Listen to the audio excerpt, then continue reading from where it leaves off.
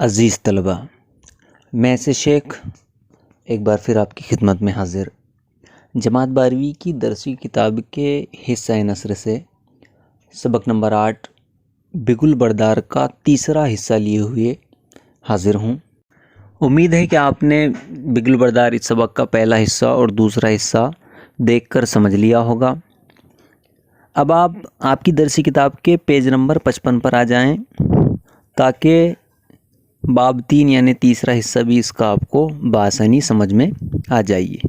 آئیے ہم دیکھتے ہیں سبق نمبر 8 بگل بردار کا تیسرا حصہ۔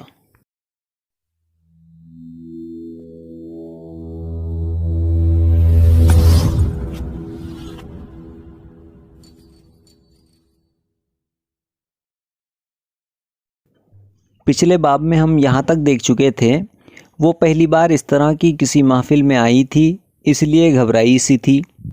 آج ہم اس کے آگے والا حصہ دیکھتے ہیں، یعنی اس کے بعد آنے والا حصہ۔ بہرحال الگ الگ راستے دیکھ کر بولی تو تم اور میں الگ الگ ہوں گے، تو اس میں کیا ہے؟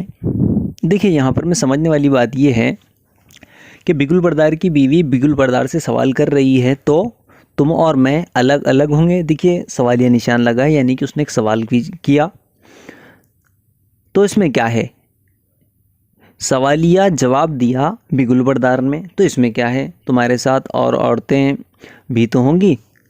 پھر اس نے اپنی مونچھوں کو تاؤ دیا اور تم کوئی معمولی عورت نہیں، بگل بردار کی بیوی ہو، جس کے بگل پر بس اتنا کہا تھا کہ اس کی جو ہے بیگم نے کیا کہا سنے، اس نے باقی بات نہیں سنی اور جلدی سے اندر چلی گئی۔ ابھی بہت کم لوگ آئے تھے، کرسیاں تقریباً سبھی خالی تھیں۔ دیکھیے وہاں جو پروگرام تھا اس میں بہت کم لوگ آئے تھے، اب جب لوگ کم تھے تو ظاہر سی بات ہے کہ کرسیاں تمام تقریباً خالی ہی ہوگی۔ وہ سب سے اگلی قطار میں جا کر بیٹھی جہاں صوفے لگائے گئے تھے۔ دیکھیے بگل بردار کی بیوی سب سے اگلی قطار میں یعنی سب سے پہلی قطار میں جا کر بیٹھ گئی جہاں پر میں صوفے لگائے گئے تھے۔ 3-4 لوگ جو انتظام پر مقرر تھے، یعنی جن کے ذمے انتظام کرنا تھا نشستوں وغیرہ کا، اسے اگلے صوفے پر بیٹھتے دیکھ کر ایک دوسرے کی طرف دیکھنے لگے۔ ایک نے اشارے سے دوسرے سے پوچھا یہ کون ہے؟ دوسرے نے نفی میں سر ہلایا، یعنی دوسرے نے کہا پتہ نہیں۔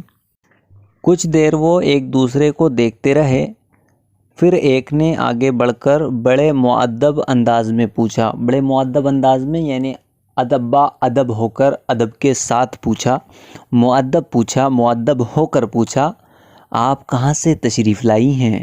دیکھیے سوالیہ نشان ہے، سوال کیا گیا ہے، آپ کہاں سے تشریف لائی ہیں؟ اب ایک بات میرے یہاں سمجھ میں یہ آ رہی ہے کہ دیکھیے وہ جو بگل بردار کی بیگم ہے وہ تو واحد ہے، جبکہ ہونا تو یہ چاہیے تھا آپ کہاں سے تشریف لائی ہے، لیکن یہاں پر لکھا ہے تو ہوتا ہے جمع کے لیے، لیکن آپ یاد رکھیں کہ جب کبھی کسی کو تعظیماً بڑا کہا جاتا ہے تو اس کے لیے ہم وہاں پر میں ہیں استعمال کرتے ہیں۔ مثلاً آپ کے دروازے پر کوئی دستک دیتا ہے اور آپ سے پوچھتا ہے کیا آپ کے والد صاحب گھر پر ہیں؟ تو آپ کہیں گے اس کو جی نہیں، والد صاحب گھر پر نہیں ہیں۔ آ رہی ہے بات سمجھ میں؟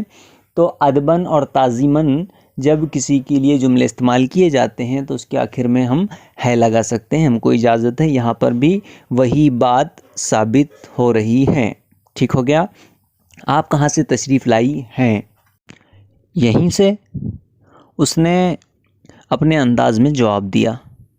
اس کے لہجے سے پوچھنے والے کا مؤدب انداز ایک دم بدل گیا۔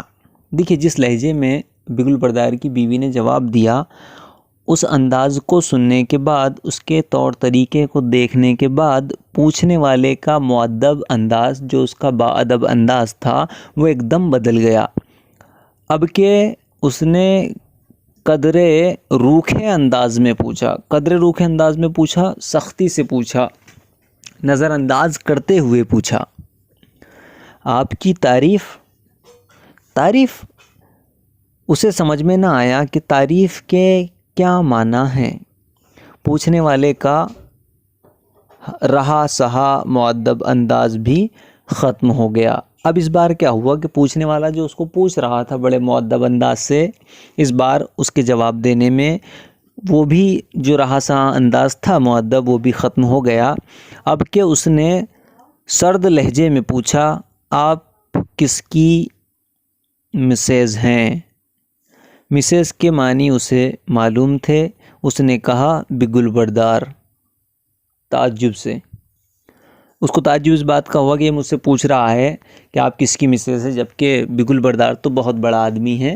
بگل بردار کے حوالے سے بگل بردار یہ خوش فہمی میں ہے کہ وہ بہت بڑا آدمی ہے، جبکہ دراصل وہ بہت بڑا آدمی نہیں ہے، وہ ایک معمولی سپاہی ہے۔ بہرحال ہم آگے سمجھ لیں گے۔ اور اس نے اپنی طرف سے بگل بردار پر بہت زور دیا تھا۔ دیکھیے اس کی بیوی نے بگل بردار بولتے وقت اپنی طرف سے بہت زور دیا تھا اس پہ کہ آپ جان لو بگل بردار کون ہے، لیکن بگل بردار کی حقیقت سے صرف بگل بردار ہی آشنا نہیں ہے، باقی سب آشنا ہے۔ لیکن سننے والا ذرا متاثر نہ ہوا، بلکہ اس کے چہرے پر مزید کرختگی آ گئی۔ کرختگی، کڑاپن، سختی۔ جیسے اس نے سنا بگل بردار کی بیوی ہے تو سننے والے کے چہرے پر مزید یعنی کہ اور کرختگی آ گئی، کڑاپن آ گیا، سختی آ گئی۔ آپ پیچھے جائیے، یہ کمانڈنٹ صاحب کی بیگم اور ان کے مہمانوں کی نشستیں ہیں۔ آپ ذرا پیچھے چلے جائیے، یہ کمانڈنٹ صاحب کی بیگم اور ان کے مہمانوں کی نشستیں ہیں، یعنی ان کی سیٹیں ہیں۔ ایک لمحے کے لیے وہ سمجھ نہ سکی کہ کیا کہے یا کیا کریں۔ پھر جیسے کوئی مشین حرکت کرتی ہے، وہ اپنی جگہ سے اٹھی اور پچھلی قطار میں جا بیٹھی۔ تھوڑی دیر میں بیگمات کی آمد شروع ہو گئی۔ بیگمات بیگم کی جمع ہیں۔ ایک دوسرے سے سلام دعا کرتی وہ کرسیوں پر بیٹھنے لگیں۔ کون؟ بیگمات جو تشریف لا رہی تھی، ان کی آمد شروع ہو گئی تھی، بیگموں کا آنا شروع ہو گیا تھا۔ وہ ایک دوسرے سے سلام دعا کرتی کرسیوں پر بیٹھنے لگی۔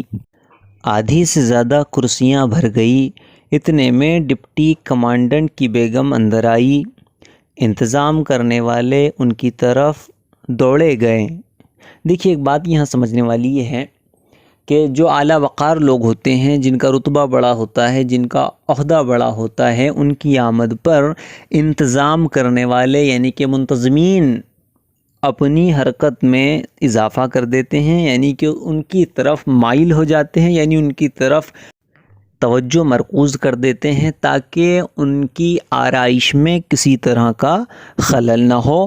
یہی صورتحال یہاں پر بھی ہے۔ کب؟ جب ڈپٹی کمانڈنٹ کی بیگم آئی، انتظام کرنے والے ان کی طرف دوڑے گئے، جھک جھک کر آداب بجا لائیں، جھک جھک کر انہیں آداب کرنے لگے اور ان کے لیے نشست تلاش کرنے لگے اور ان کے لیے جگہ تلاش کرنے لگے۔ ان کی گھومتی نظریں اس پر آ ٹکی، وہی جس نے اسے صوفے سے اٹھایا تھا۔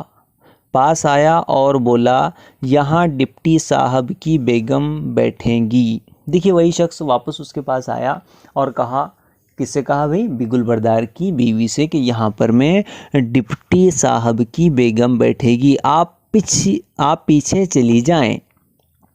اسے لگا جیسے کسی نے اسے تالاب میں غوطہ دے کر باہر نکالا ہے۔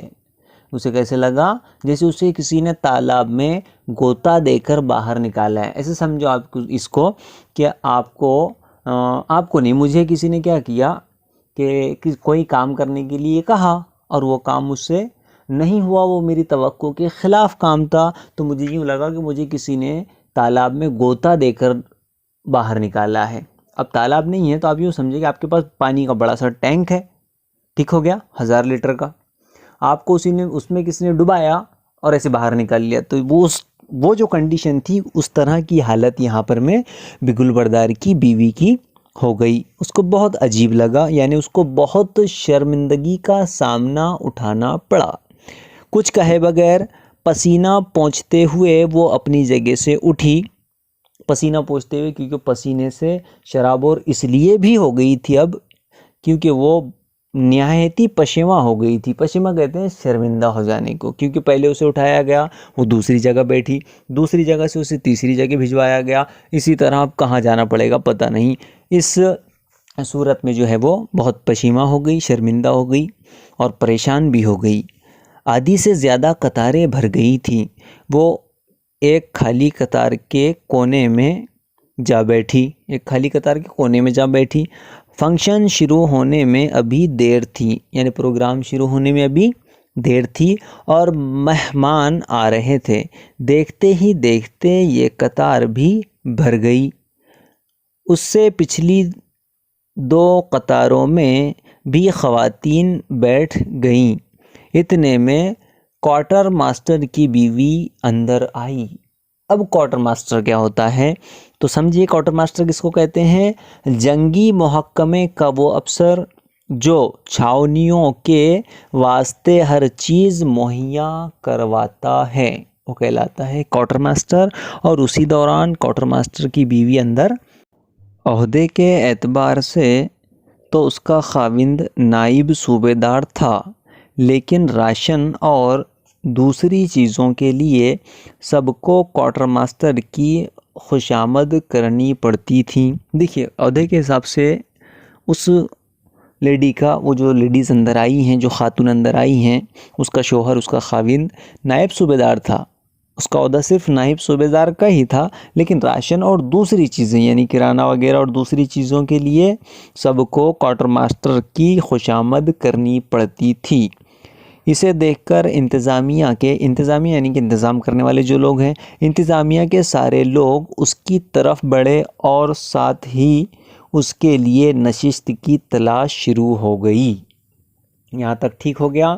اس کے بعد دیکھتے ہیں پارٹ 4 میں بچا ہوا حصہ۔ آپ اس کو اچھے سے سمجھیں، جو چیز نہ سمجھ میں آتی ہے مجھ سے کمنٹ سیکشن میں آپ پوچھ سکتے ہیں، وگرنہ کچھ مشکل نہیں ہے یہاں پر۔ میں بہت آسان سا ٹاپک تھا جس کو ہم نے 10 سے 12 منٹ میں ہی جو ہے کور کر لیا ہے۔ بہرحال اس کی اگلی ویڈیو میں انشاءاللہ کل پرسوں یا 1-2 دن میں اپلوڈ کر دوں گا، یہ آپ ویڈیو دیکھ کر اس کو سمجھ لیں۔ یہاں پر میں اگلے پارٹ میں ہمارا جو ہے یہ چیپٹر پوری طرح سے مکمل ہو جائے گا۔ اس کے بعد والے ویڈیو لیکچر میں اس کی مشقی سرگرمیاں حل کروا دوں گا۔ اسی کے ساتھ اب مجھے دیجیے اجازت۔ والسلام۔